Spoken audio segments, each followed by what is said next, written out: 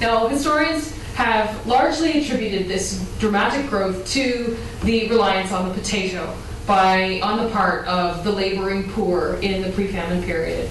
It was healthy, it was easy to grow, it was plentiful, and it allowed parents to divide their holdings. Enough could be grown on a small plot, so you didn't have to wait until Dad kicked the bucket in order to inherit his farm. He could just chop off a corner of it for you, and you could then get married. And so marriages that start earlier, when birth control is perhaps not as thoroughly understood as we might understand it today, means then that you've got longer marriages with the woman being able to have children for a longer period of time, more children, bigger population growth. Okay? So it all kind of makes sense.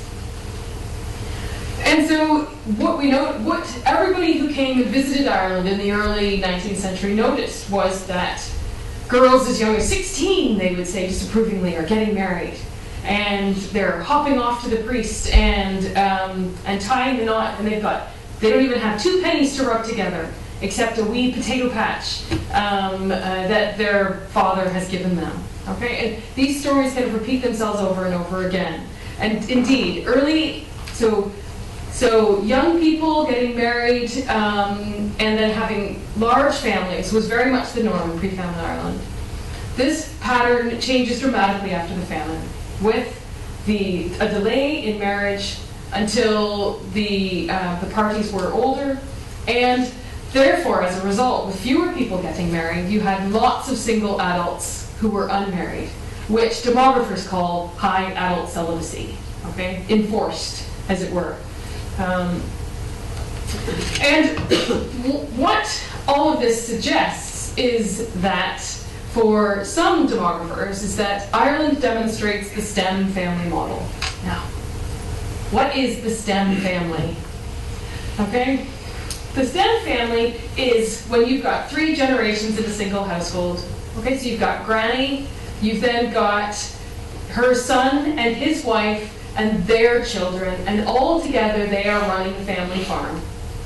This is, and what happens is that then when the siblings grow up and get old and become of marriageable age, they are dispersed.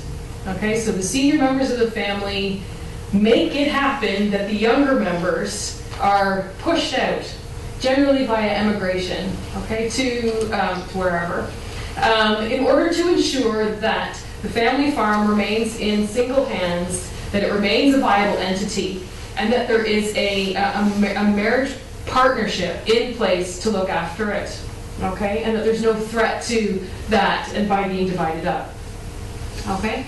This, of course, then means that for the eldest son who's going to inherit, that he must delay his marriage until his parents are ready to retire. It also means that there are very few marriage opportunities for any of his siblings if they wanted to marry and settle down within that local area. If they want to marry and settle and do family formation of their own, they have to move somewhere else. Okay? Now, back in the 30s and 40s, all demographers thought that every Irish family was a STEM family. But research has since shown that, in fact, household structure in Ireland is far more diverse, that there are certain parts of the country, like Clare, for example, where the STEM family did predominate, but that really in many other places there was a far more diverse family structure. And what we're going to do is we're going to look at Killwater and see whether or not it illustrates the STEM family or nuclear family model. Okay? Now, what I wanted to do was to just talk a little bit in some particular terms and look at 3 examples of family history that have been carried out by various demographers, and looking at what they've managed to uncover, and looking at the sources that they've used, and thinking in a bit more sort of, I think, more broadly, giving you maybe some ideas about how you might want to try some of this for yourself. So the first example is Valerie Morgan, a former colleague of mine, who back in 1976 wrote an article about population change in Blaris, which is the parish in which Lisburn is situated.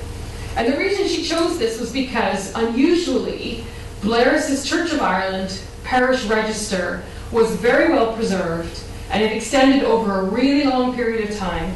And she looked at it and she thought, you know, this parish register is actually really quite reliable. The incumbent ministers were there for long periods of time, so you could be fairly sure that their approach to the recording of baptisms, marriages, and deaths would be fairly consistent. So you're not getting lots of changes in recording over time. And so what she did then was she then decided to try and chart population change in Blaris between 1661, when the register starts, and 1848. And what she discovers is that there are three kind of periods. You've got a period of strong population growth in the 17th century.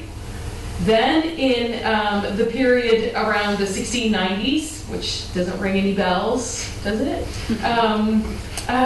It's a time of upheaval, and this initiates a period of population decline, and then it's followed then by a period of population growth. Okay? And again, much of this confirms what we had kind of guessed already.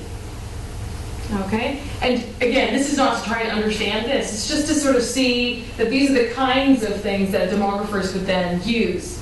So what she does here is she's calculating the ratio between burials and baptisms. Okay? So you can see here in 1661 how the level is a little bit low, and then the levels rise up to here in the early 1700s. Again, reflecting her claim, which is that there are more burials as a percentage of baptisms than there had been in the past. So,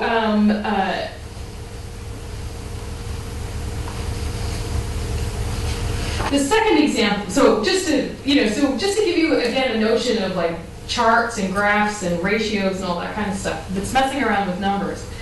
Another study that's been done is Leslie Clarkson's work on Armagh in the 1770s, and he's written a series of articles which are based on his analysis of Armagh, which, as you all know, is an ecclesiastical center, and in the 18th century was an assize and market town.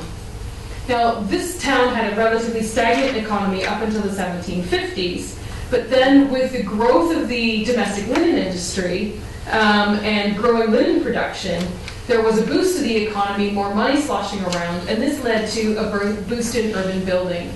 And around about this time, a new Archbishop of Armagh was appointed, Richard Robinson, who commissioned his close associate, the Reverend William Lodge, to carry out a survey of the town. And Clarkson assumes that the reason for this was so that he knew how many Catholics, Protestants, and dissenters there were in the town at the start of his tenure. But Lodge was kind of a SWAT, and decided he was going to collect all sorts of other information as well in this little survey. And that's indeed what he does. And so this survey has actually survived. And while it indicates religious breakdown of the town, it also lists the number of households and the occupations, and it provides a sense of family structure, so how families were constituted in Armagh in the 1770s. All in all, the survey returned 1,948 people, or 499 households living on 17 streets. And the first thing then that Clarkson does with this data is that he turns it into this kind of a table. Okay? Where what he does is that across the top you can see its religious denomination, Church of Ireland, Presbyterian, Roman Catholic, and then the total for the whole population. And then down the left-hand side, he describes the different types of households that there are. And so the way to look at a table like this is to be looking for the really large numbers. Okay? So you can see here that the largest numbers across the board are those for the proportion of households comprising parents and children. Okay? And then you've got, again, proportion of one-person households. Again, quite high there. And almost everything else, okay, is quite low. And so what Clarkson concludes is that in Armagh in 1770, there is no STEM family, that almost all of the families are small families, the nuclear family. And that the nuclear family is really the norm for Armagh. And what you would then want to do is to try and see whether or not this was typical for other towns in the area or for Ireland as a whole. What Clarkson also does is that he breaks down the occupations so you can see what were the most common occupations in Armagh in 1770. Okay? And the most common is manufacturing, followed then by dealing, which is another word for, say, like shop owning. Okay? And after that, then laboring, public and professional service, and domestic and professional service. Now, what he's done here is that he has actually combined what were over 42 different occupations that were listed. And what was interesting was that given these statistics and dividing that over the population of the town as a whole, he came up with a labor participation rate of about 27.8%. Okay? So only 28% of Armagh was actually working for cash in the 1770s, which seems economically impossible. Okay? But what he goes on to suggest, and what, again, historians and demographers know, is that lots of people who live within a household, who are labeled as dependents, in the 18th century would have worked and contributed to what was called the family economy. Okay, and this is probably what he speculates is going on here, is that you have a head of household who is working for cash, say, but he is being assisted and helped by his dependents who are returned in the census as unoccupied, but are actually working. Does that make sense? Okay, so this is probably what's happening here. It's also, he discovered, surprising, that there were very few women who were working in the survey, and very few Catholics as well seem to have been occupied in the town.